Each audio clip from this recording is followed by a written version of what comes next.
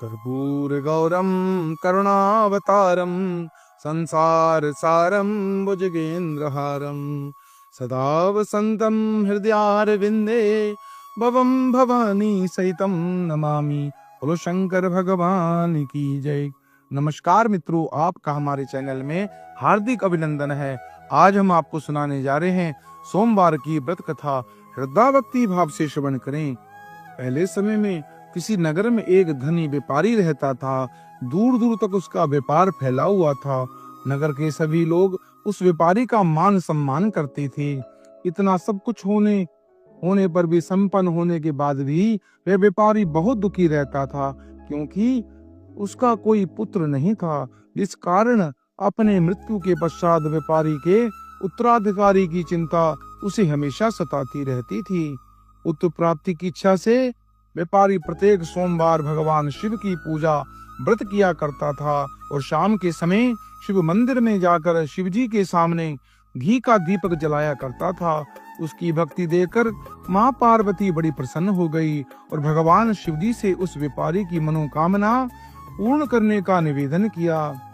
भगवान शिव बोले, इस संसार में सबको उनके कर्म के अनुसार फल की प्राप्ति होती है। जो प्राणी जैसा कर्म करता है वैसा ही फल प्राप्त करता है। शिव जी द्वारा समझाने के बावजूद माँ पार्वती नहीं मानी और उस व्यापारी की मनोकामना पूर्ण हेतु वे शिव जी से बारंबार अनुरोध करती रही। अंततः माता के आग्रह को देखकर भगवान भोलेनाथ को उस व्यापारी को पुत्र प्राप्ति का वरदान देना पड़ा। वरदान देने के पश्चात भोलेनाथ माँ पार्वती से बोले, आपके आग्रह पर मैंने पुत्र प्राप्ति का वरदान तो दे दिया, परंतु इसका यह पुत्र 16 वर्ष से अधिक समय तक जीवित नहीं रहेगा। उसी रात भगवान शिव उस व्यापारी को स्वप्न में आए और उसे वरदान पुत्र प्राप्ति का वरदान दिया और उसके पुत्र के 16 वर्ष तक जीवित रहने की बात बताई। भगवान के वरदान से व्यापारी को खुशी तो हुई, लेकिन पुत्र की अल्पायु की चिंता से उसे खुशी को नष्ट कर दिया। व्यापारी पहले की तरह सोमवार के दिन भगवान शिव जी का विधिवत व्रत करता रहा।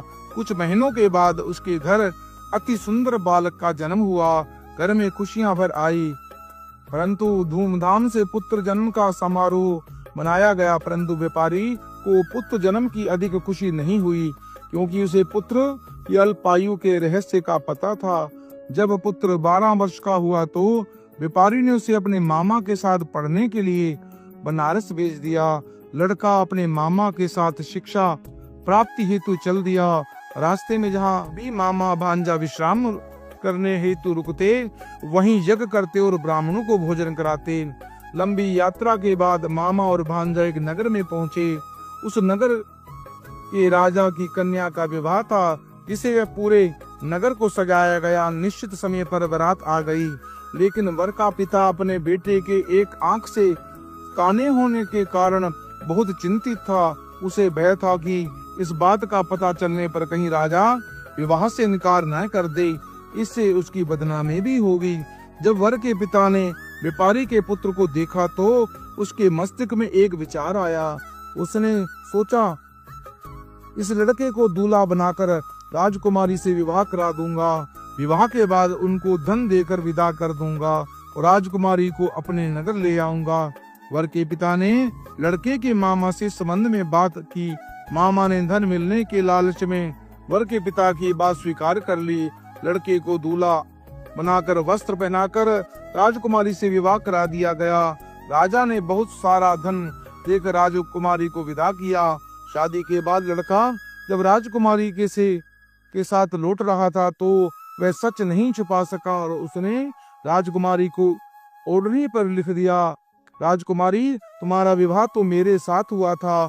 मैं तो बनारस पढ़ने के लिए जा रहा हूँ और तुम्हें जिस नवयुवक की पत्नी बनना पड़ेगा वह कान्हा है। जब राजकुमारी ने अपनी ओढ़नी पर लिखा हुआ पढ़ा तो उसने कान्हे लड़के के साथ जाने से इनकार कर दिया। राजा सब बातें जानकर राजकुमारी को महल में रख लिया।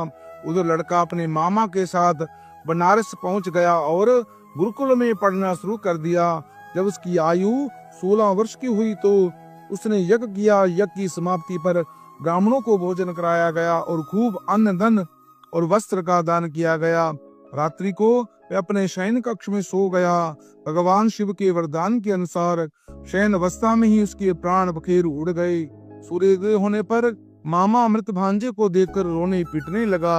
आसपास के लोग भी एकत्रित होकर दुख प्रकट करने लगे।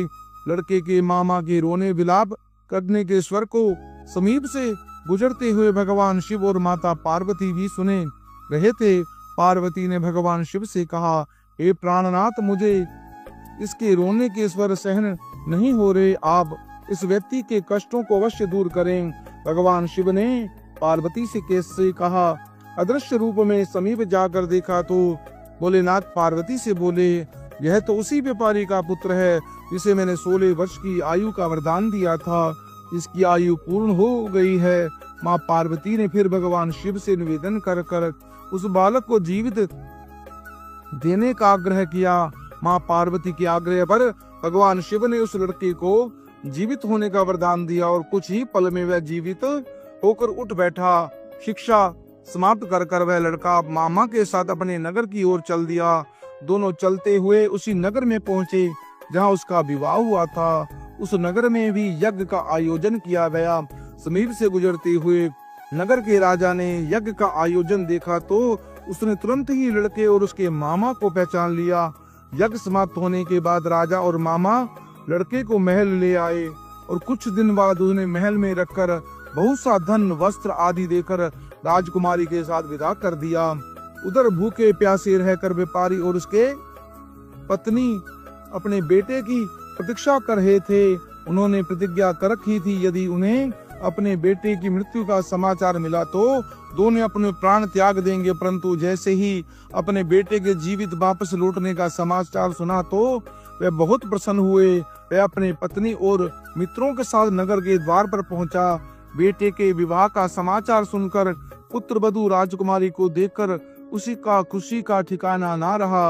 उसी रात भगवान शिव ने व्यापारी के स्वप्न में आकर कहा, हे श्रेष्ठी, मैंने तेरे सोमवार के व्रत और व्रत कथा सुनने मात्र से प्रसन्न होकर तेरे पुत्र की लंबी आयु प्रदान की है।